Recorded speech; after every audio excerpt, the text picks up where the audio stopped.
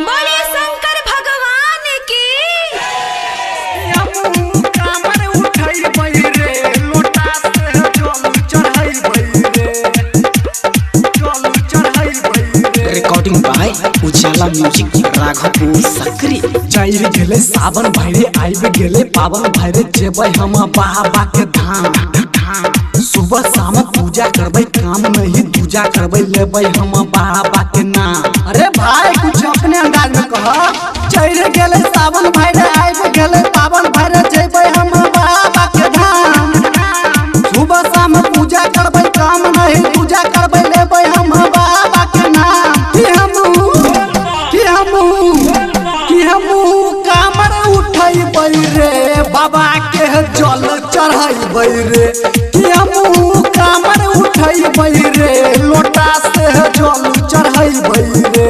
कि हमू कामर उठैबै रे लोटा से जल चढ़ैबै रे। लोटा से लोटा से जल चढ़ैबै रे जल चढ़ैबै रे जल चढ़ैबै रे। भांग और केला के लस्सी बनैबै रे सब कमरिया के भर के पियैबै रे।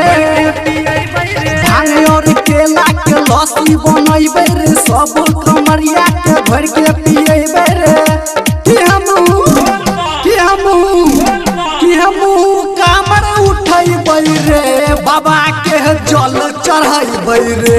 कि हमू कामर उठैबै रे लोटा से जल चढ़ैबै रे। कि हमू कामर उठैबै रे लोटा से जल चढ़ैबै रे। लोटा से लोटा से जल चढ़ैबै रे जल चढ़ैबै रे।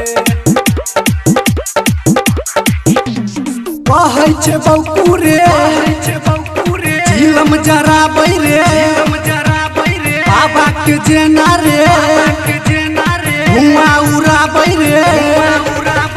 दरभंगिया कहै छै झिलम जराबै रे बाबा के जेना सब धुआं उड़ाबै रे। कि हमू कामर उठैबै रे बाबा के जल चढ़ैबै रे।